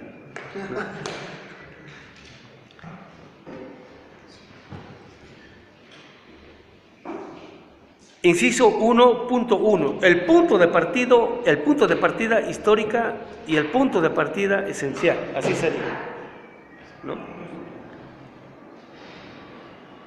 Entonces, Dussel ya está empezando a tematizar al respecto. De todas maneras, esta entrada, hagan de cuenta un gran globo. Ustedes tienen enfrente un gran globo que está, un gran atado de nudos, ¿no? Está ahí. Y no saben por dónde entrar. O sea, por dónde le entran, ¿no? O sea, al laberinto. O por dónde salgo. O si no, por dónde entro para poder salir, para no quedar atrapado al interior del laberinto, ¿no? Normalmente mucha gente puede entrar, ¿no? Pero los que salen del laberinto son unos cuantos. Normalmente la gente queda atrapada al interior del laberinto. Ese es el laberinto de la modernidad. Quieren criticar a la modernidad, terminan siendo engullidos por la modernidad, ¿no? Por eso el problema de por dónde debiera empezar la ciencia crítica. Y es el tema central de Hegel en la ciencia de la lógica. ¿Por dónde debiera empezar la ciencia de la lógica? O la investigación científica, o la ciencia. ¿Por dónde? ¿No? Pues es un problema similar esto, ¿no? A mí me parece que, bueno, estoy de acuerdo con lo que dices. Me parece que Marx, en esta parte, ya leyó la ciencia de la lógica. O sea, ya cuando ya está escribiendo sobre esto, ya conoce la ciencia de la lógica, sabe lo que está diciendo Hegel, etcétera. Complementando lo que decías, a mí me parece que efectivamente no utiliza el método de la economía política, no para ver si el método es verdadero, sino para ver qué consecuencias trae, ¿no? No sé si en este momento él esté consciente, Marx, de que la discusión metodológica, digamos, en el caso de la economía política y en el caso de que él lo lleve, ¿cómo decirlo? Él lo lleve hasta sus últimas consecuencias. No sé si soy explícito en la pregunta. Ahorita no, ¿no? ¿Por qué? Porque el problema en sí mismo no es lógico.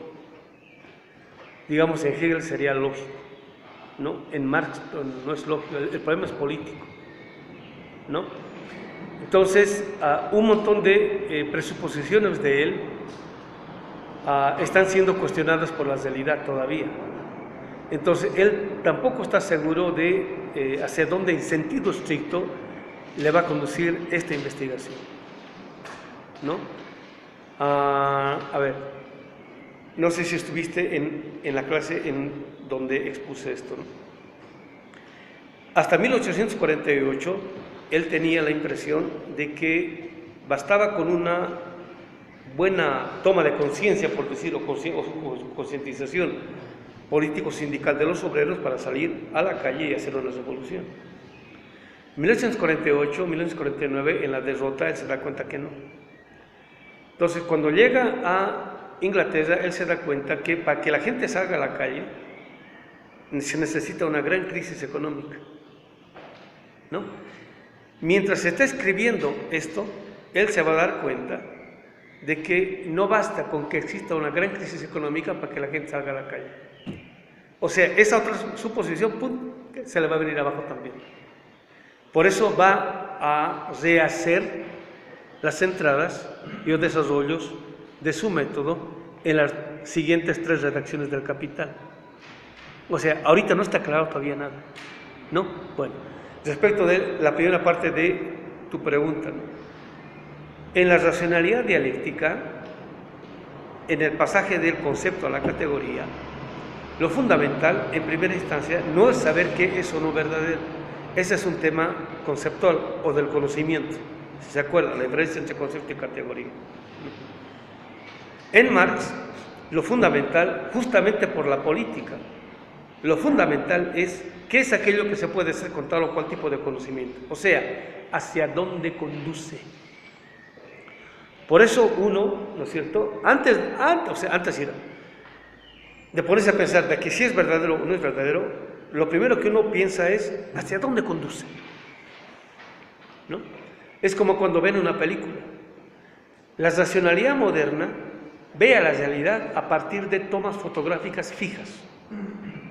La racionalidad dialéctica ve a través de la película, o sea, el movimiento, ¿no? O sea, al principio de la película uno no sabe cómo va a terminar la película, pues, ¿no?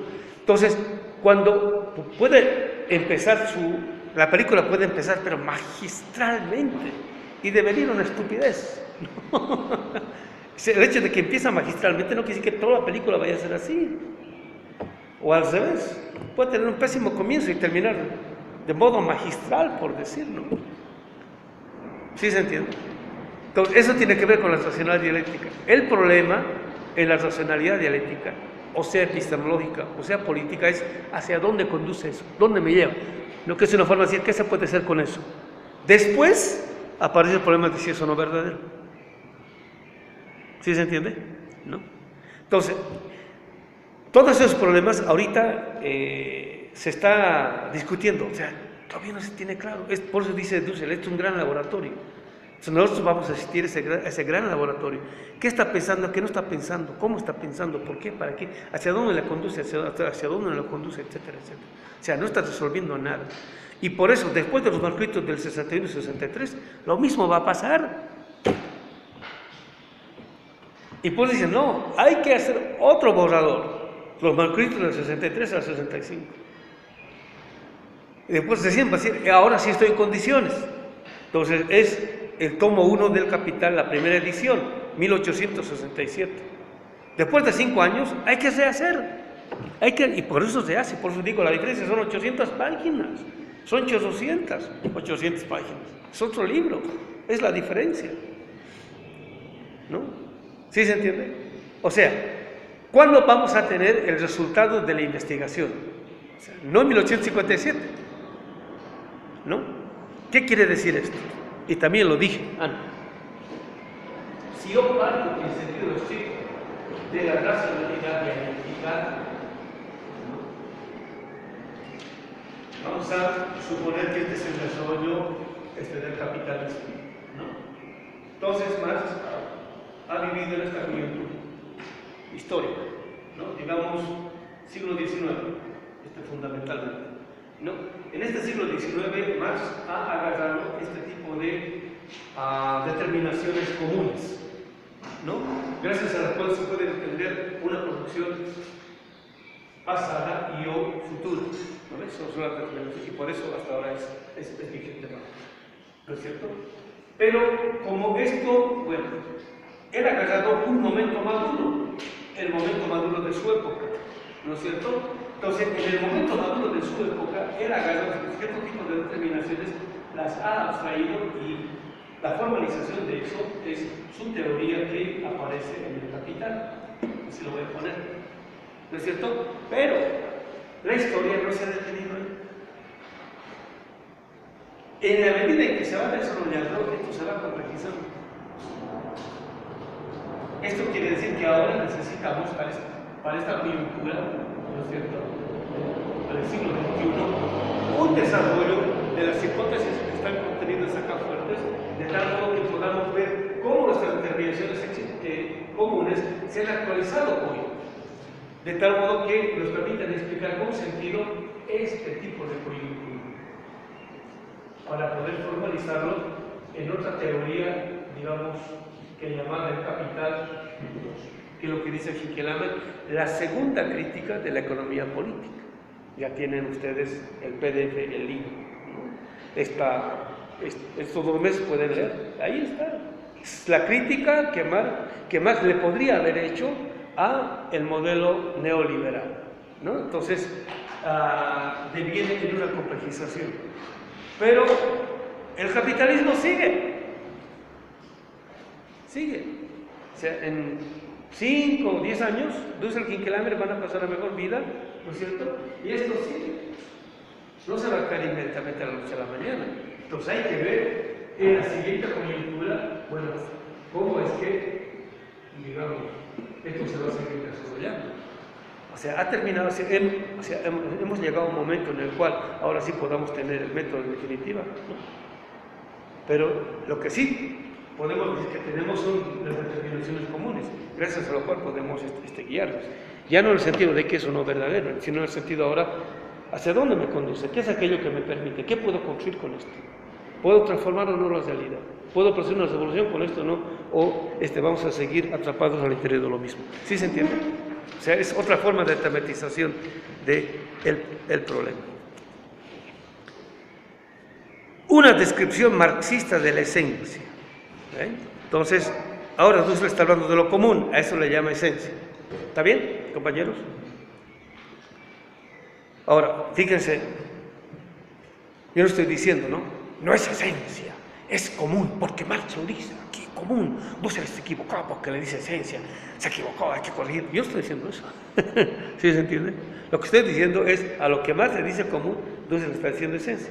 Y no porque se le acusa, le parezca más bonito, o quiera decir, ahora le voy a agregar yo mi toque dusseliano para que no. Hay un motivo, hay una explicación. ¿Sí se entiende? Es lo que quiero que se entienda, ¿no? Una descripción marxista de la esencia, que será después aplicada al capítulo de la terminología, un análisis de la producción, ¿no? Momento fundamental y primero del materialismo de Marx, y por ello el establecer una clara diferencia entre el momento o la instancia tecnológico-productiva y el momento o la instancia económica, y el comienzo del uso del método, que rápidamente toma conciencia, que necesita ser clarificado, y es la tercera enseñanza, ¿no? Entonces, esta reflexión es metodológico-epistemológica, es lo primero que tenemos que tener claro, ¿no? No para hacer investigaciones marxistas en el sentido de que aquí estamos formando grandes cuadros que van a estudiar a Marx, que van a volver a Marx. No, va a estudiar la realidad, pues gracias a la cual, ¿no es cierto?, puede ser posible transformar México, América Latina, etcétera, etcétera, y el mundo. ¿Sí se entiende, compañeros? ¿No? La producción es el punto de partida, pero dicho punto de partida puede ser de dos tipos, o por su origen en la historia, o por su origen lógico, o su esencia, o esencial. ¿Sí se entiende?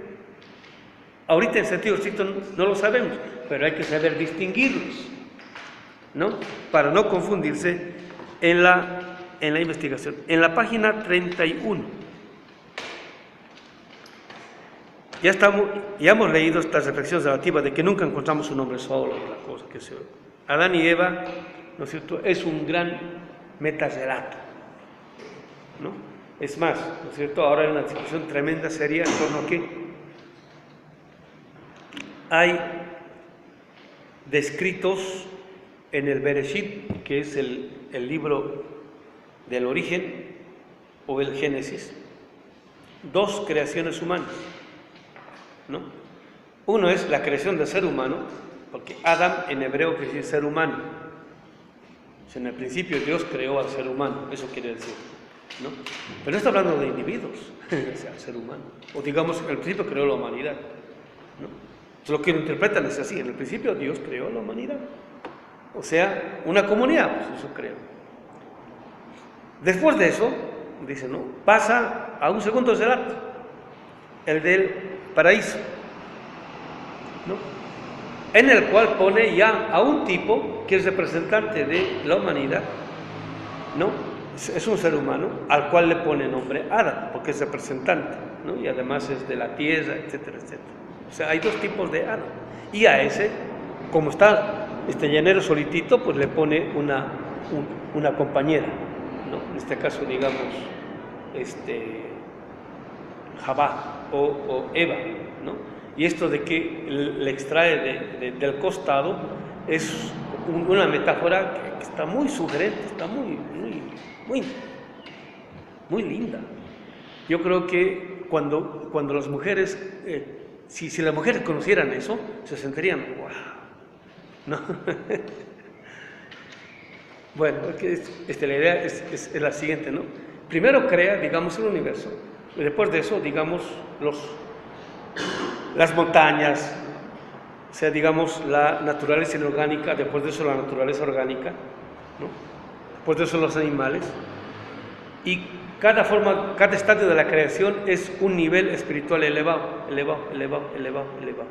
Después del animal, crea el ser humano, y por eso el ser humano está por encima del, ¿cómo se llama?, animal.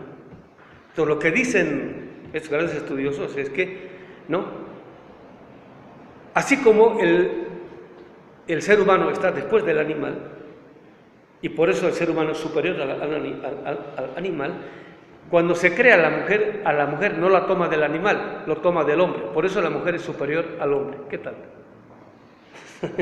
es otra cosa distinta, superior, tiene mucho más dignidad la mujer. Pero normalmente eso no se sabe, no se discute, etcétera, etcétera, ¿no? Bueno, pero es otra discusión que algunas veces te la vamos a hacer. Bueno, es un mito, o sea, que hay que saber leerlo, interpretarlo, trabajarlo, etcétera, etcétera, ¿no? Entonces, está en esa discusión, Marx, ¿no? Olvídense esto, ¿no? La página 31. Toda producción recibe en sus propios momentos constitutivos la marca real de la, aquí dice sociedad, pero pónganle ahí comunidad, porque Dussel todavía está empezando a escribir, todavía no ha hecho la distinción esencial entre sociedad y comunidad, ¿no? Y por eso él, cuando escribe su reflexión relativa a que en el principio el ser humano siempre fue comunidad, dice, yo no tenía conciencia, por eso yo tendría que corregir todos mis textos en los cuales hay lugares en los cuales sociedad es sociedad, pero hay lugares en los cuales no es sociedad, es comunidad. Este es uno de los lugares. ¿Sí se entiende? ¿No? O sea, antes de ser sociedad, el ser humano es comunidad. Y después de eso, en la modernidad es sociedad, ¿no? la producción agrícola azteca era diversa de la inca, egipcia, europea o latinoamericana posterior. Pero nadie podría decir ahora con sentido de que la forma de la producción agrícola azteca, inca o egipcia, ¿no?, era societal, eran comunitarios, ¿no? ¿Sí se entiende, no ve? ¿Ven? De todas maneras, sigo con Dussel, metódicamente la cuestión no consiste en remontarse a una producción histórica individual presocietaria. Imposible. O sea, no hay forma. O sea, no hay, digamos, elementos empíricos como para poder hacer una reconstrucción de facto de formas anteriores, históricamente, de formas de vida, civilización, la cosa. Todo lo que podemos hablar del pasado, en última instancia, es hipotético. Porque no hemos estado ahí, listo, así de simple. ¿No? Sino en internarse por un muy diverso sendero y considerar a la producción en sus notas o determinaciones esenciales. Por ejemplo, para que haya humanidad, tiene que haber una forma de producción y reproducción de esa humanidad que empieza por la producción del alimento, ¿no? Entonces, si eso es fundamental en nosotros y en otras culturas actuales, entonces es una nota esencial a cualquier forma, ¿sí se entiende lo mismo? Y por ahí se puede hacer ese tipo de reconstrucción. O sea, es el grado, ¿cómo se llama?, positivo en la investigación que tiene una tematización sistemática de las determinaciones generales o comunes, ¿sí se entiende? No. Por eso, ¿cómo se llama?, un gran investigador que tiene un dominio perfecto de eso. Entonces, gracias a eso puede hacer una reconstrucción que es lo diferente, lo relativo, lo efímero, lo específico, en otras formas de producción. Y en torno de eso, digamos, hacer otro tipo de reconstrucciones.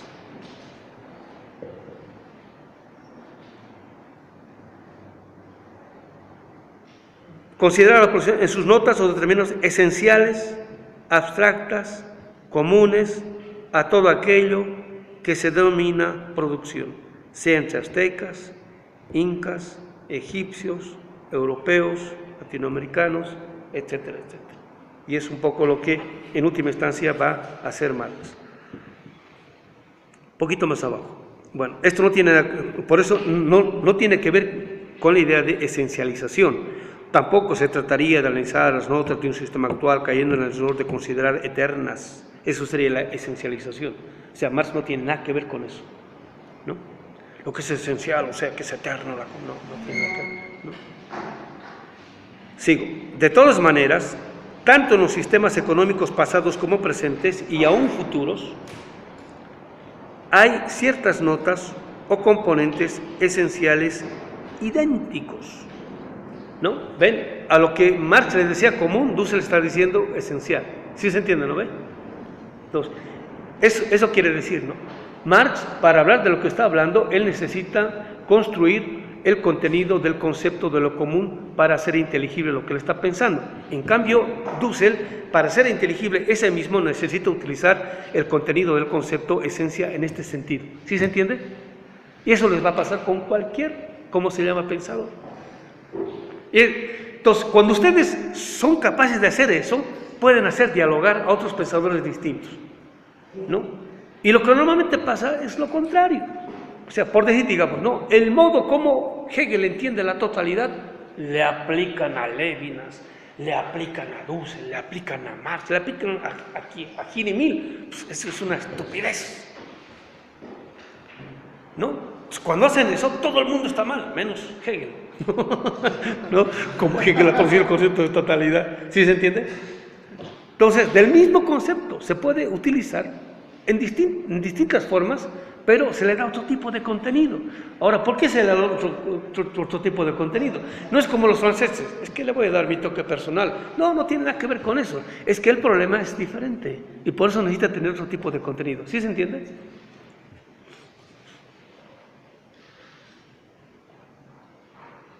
El punto de arranque, entonces, no será histórico por ahora y metódicamente, sino esencial, o sea, que es aquello que es común. ¿Sí se entiende? Ahí está. O sea, el punto de arranque es o sea, lógico, ¿no?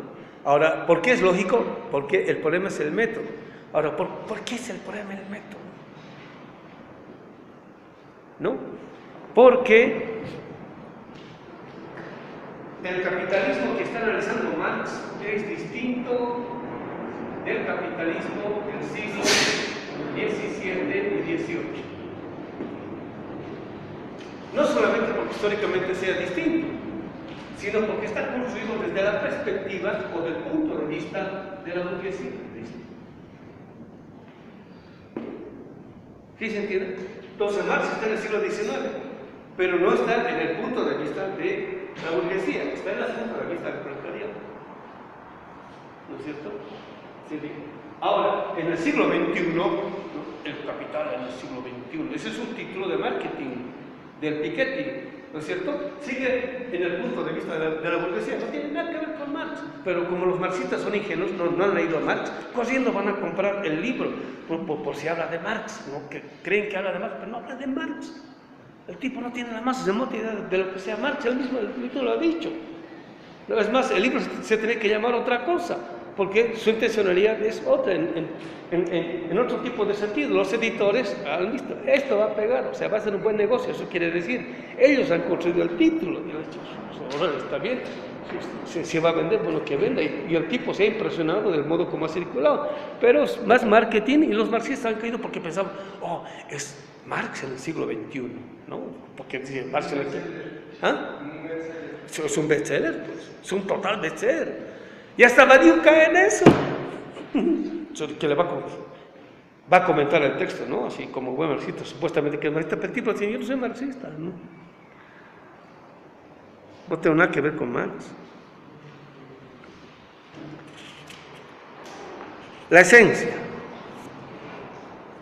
Entonces ahora empieza Dussel a hacer, por ejemplo, en la página 31, en el último párrafo, en la penúltima línea, dice, ¿qué es la esencia para Marx? ¿No? Lo común, está diciendo, lo que para Marx es lo común, Dussel está diciendo, eso es lo esencial, ¿no? Ahora, ¿en parte lo es? Sí lo es. Para Marx, entonces, esto en la página 32, después de la cita, hay un nivel de las notas o determinaciones esenciales. Las determinaciones son para Marx como para Hegel. Se hace una cita ahí. Lo que para Aristóteles era definido como la forma, momento constitutivo esencial de la cosa. Es el momento fundante, gracias a la cual hay una producción. La constitución la constitución esencial o real de la cosa puede, por su parte, ser abstraída o separada para construir con ella la esencia conocida o en la cabeza de la misma. Son determinaciones esenciales aquellas que son comunes a todas las cosas que dicen ser las mismas. ¿Está bien? ¿Ven? Lo que les decía, ¿no? A lo que Marx está llamando comunes, Dussel está llamando esencial. ¿Ya? Son dos formas de nombrar algo. ¿Sí se entiende, compañeros? Porque Dussel está haciendo aquí énfasis en el método dialéctico, ¿no? El método dialéctico de Marx, que no utilizan los marxistas, ¿no?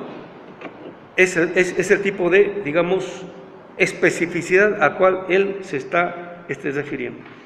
Estoy en la página 33, en la segunda línea. Estas notas o determinaciones reales, esenciales de la cosa, son abstraídas o fijadas a fin de ser pensadas. Ahora está hablando en el lenguaje de Hegel. ¿Qué quiere decir esto? Entonces, aquí hemos detectado, vamos a suponer, 3 determinaciones esenciales. Vamos a suponer. Entonces, hemos hecho una abstracción. Ahora vamos a hacer acá. ¿No? Hemos hecho una abstracción. Las hemos detectado en la realidad por la abstracción, ¿no es cierto?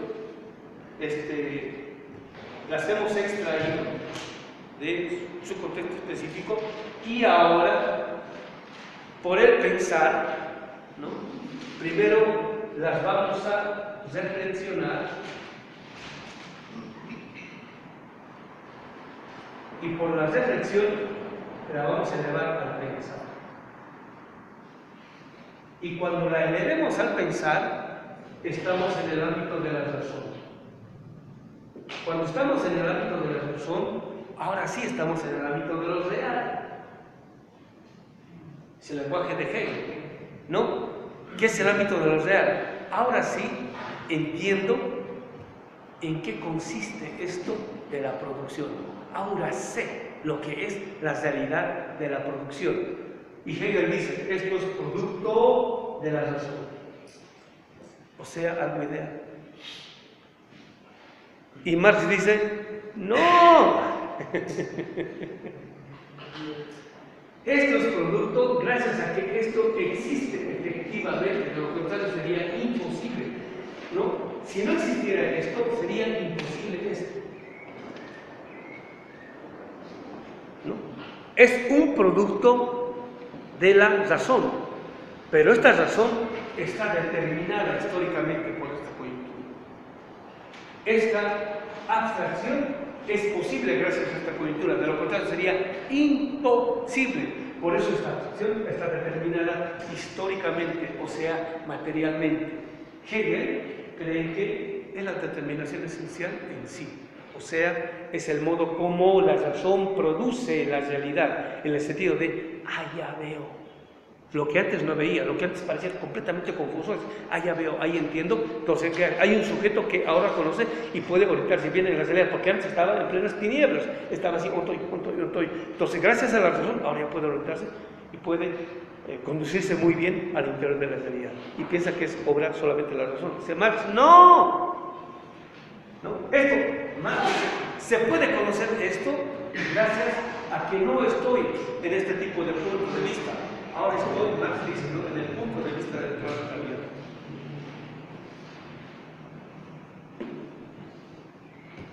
¿Sí se entiende, compañeros? Una pregunta. ¿Qué es lo que dice no es un estudio por esencias, porque es incomún? No es un otro lenguaje, es una ley, un principio que debe explicar, digamos, una multiplicidad de... Esa respuesta la vamos a tener de modo certero cuando terminemos los Grundrisse. ¿En qué medida es ley? ¿Y qué querría decir eso? ¿En qué medida es principio? ¿Y qué querría decir eso? Bueno, digo esto porque el capital,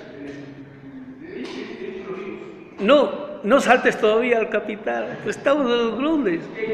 No sean desesperados. Pues estos jóvenes son bien desesperados. Ahorita quieren, ¿no? ¿Cómo se llama? Como cuando la novia, ¿no? Así, me dice sí, ya está empezando en el hotel. ¡No! ¿Qué pasó? Con calma. Tranquilo. Si el resultado lo quieren así, right now, este momento, no. Que las cosas llevan su ritmo, hay que con tranquilidad. Hay que esperar a que se excite, a que se humedezca. Es un proceso largo, no es de la noche a la mañana. ¿Sí se entiende? O sea, con calma. O sea, hay muchas cosas que yo he dicho en el Capital, de las cosas que todavía no estoy seguro, no estoy cierto todavía. O sea, yo también estoy haciendo la investigación, la indagación. Yo no me he tragado totalmente ni a Hinckelheimer, ni a Dussel, ni a Marx, ojo, ni tampoco lo que he dicho. O sea, por eso es un seminario de investigación esto. ¿Sí se entiende? O sea, con tranquilidad. O sea, no le preguntemos estamos en la introducción de, ¿cómo se llama?, los Grundrisse. No le preguntemos lo que Marx está resolviendo 10 años después. O sea, tranquilidad. Listo. Sigo. Se nos está acabando el tiempo. Estas notas o terminaciones reales esenciales de la cosa son abstraídas o fijadas a fin de ser pensadas. O sea, esto tomado de la realidad, ¿no es cierto? Estoy tematizando la realidad en concreto. Cuando dice a fin de ser pensadas, señores, de esto voy a hacer filosofía. ¿Sí se entiende? Eso quiere decir. ¿Qué tal? De eso voy a hacer filosofía, eso es pensar. No voy a describir, no está diciendo eso. Tampoco me voy a quedar en el análisis, sino hay que pensar eso. O sea, ¿qué quiere decir eso? Y a partir de eso que se va a reír. Va a ser filosofía. Marx va a ser filosofía hasta antes de morirse, aunque esté tematizando problemas relativos a la matemática, la tecnología, filosóficamente hablando. Eso va a estar haciendo, ¿no? Y los que dicen que el Marx maduro no hizo filosofía, ni saben lo que es filosofía, ni han conocido a Marx, y lo podemos decir explícitamente, ¿no? Y mucha gente cuando hablamos así dicen, qué soberbio, ¿no? Pero cuando dice eso Althusser y compañía, las barrabasadas que dicen, nadie dice que es soberbio. Pero cuando dice un latinoamericano, dicen que es soberbio.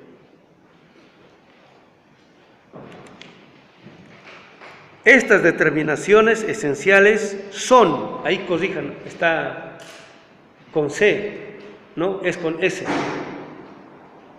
¿Se han corregido? Estas determinaciones esenciales son los momentos esenciales de toda producción. Poco más abajo. En el caso de la producción, estas determinaciones son un sujeto que produce. Ahí no está diciendo un individuo, es un sujeto. En última instancia, el sujeto es la humanidad toda. ¿Qué trabaja? ¿Ve? La humanidad. Un objeto trabajado, materia universal o naturaleza. ¿Ven? Ahí está presuponiendo todavía Dussel de que la naturaleza es objeto, ¿no? Y Marx va a empezar a cuestionar eso. Al principio también va a hablar en el lenguaje de la economía política clásica, después de eso va a empezar a matizar sus posiciones, ¿no? Un instrumento con el que se trabaja, aunque este instrumento sea solo la mano, y un trabajo pasado acumulado. Son 4 determinaciones, ¿no? O sea, en los Grundrisse, Marx, dice Dussel, ha llegado a estas 4 determinaciones. Para que haya una producción, tiene que haber un sujeto que produce, un objeto trabajado, un instrumento con el que se trabaja, y tiene que haber trabajo, presupuesto y o pretérito, ¿no? Eso es un poco lo que decía. Todo tipo de conocimiento presupone acumulación de conocimiento. Todo trabajo presupone acumulación de trabajo. Toda forma de vida, los gestos más ridículos de ustedes presupone siempre algo detrás. Una forma de vida, ¿no? Hábitos, costumbres, trabajo, etcétera, etcétera, ¿no? Lo presupuesto, pues vamos a poner aquí el fenómeno,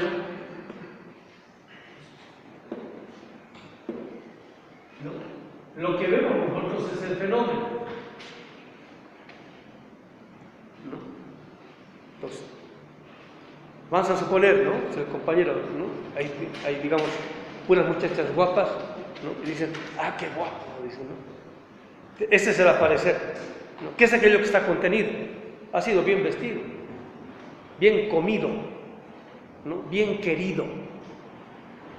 Porque cuando un tipo, una persona, no ha sido ni bien querida, ni bien comida, ni bien vestida, ni bien tratada, deviene feo. O sea, el maltrato, la violencia, afea el rostro, ¿no? ¿Sí se entiende? O sea, lo que vemos es solamente el fenómeno, nada más. ¿Qué es aquello que está en presupuesto? ¿Qué es aquello que está en presupuesto? Ahora, ¿qué es aquello que está en presupuesto? Va a aparecer, por un lado, como fundamento. Por otro lado, va a aparecer como esencia. Por otro lado, va a aparecer como lo común. ¿Qué tal? Lo que está presupuesto. También va a aparecer como lo legal. Y también va a aparecer como no. ¿Qué tal? No hay una sola forma de lo que está presupuesto. ¿Sí se entiende? O sea, esto es hacer filosofía. Estamos agarrando las determinaciones de la abstracción. Cuando la llevamos al ámbito del pensar, bueno, ¿qué es aquello que está presupuesto? Hay varias formas de lo que está presupuesto. O sea, ¿cuál de estas formas de lo acumulado previo, lo presupuesto previo, son las pertinentes para tematizar el fenómeno que estamos tematizando en cuestión? ¿Sí se entiende, compañeros? O sea, eso no lo elijo yo. Lo que define eso es el modo de ser y o de comportamiento del aparecer del fenómeno en cuestión. O sea, las categorías no las elijo yo, en parte las elige el problema de la investigación. ¿Sí se entiende? ¿No? Eso es cuando yo estoy atento al modo como es que se comporta el problema, históricamente hablando, y cómo lo estoy tematizando. No lo estoy aplicando a la fuerza categorías o conceptos que vienen de tal o cual tradición teórica que está de moda. No, porque Gigi, aquí todo el mundo está discutiendo Gigi. No, hay que... No es por eso. Puede estar muy de moda y ser totalmente impertinente a la investigación que yo quiero realizar. ¿Sí se entiende? Compañeros, lamentablemente se ha terminado nuestra hora. Yo había preparado, fíjense, de todo lo que he preparado, ¿no? De todo lo que he preparado he avanzado una paginita. Bueno, entonces, muchas gracias por la paciencia. Ustedes han visto cómo se trabaja, ya han tenido una probadita, ya saben de lo que trata esto. Así es como trabajamos, así es como vamos a seguir trabajando. Yo les sugiero fraternalmente que de corrido lean en la vacación los Grundrisse, la contribución, ¿no? Y también lo de Dussel, todo eso. De buenas a primeras no van a entender muchas cosas, es normal, de tal modo que al siguiente semestre nos veamos y estemos mejor preparados. Que descansen, hay que descansar. Naturaleza, no deben no descansa. Naturaleza es lo que descansa y nos vemos al siguiente semestre. ¿Está bien? Bueno, gracias.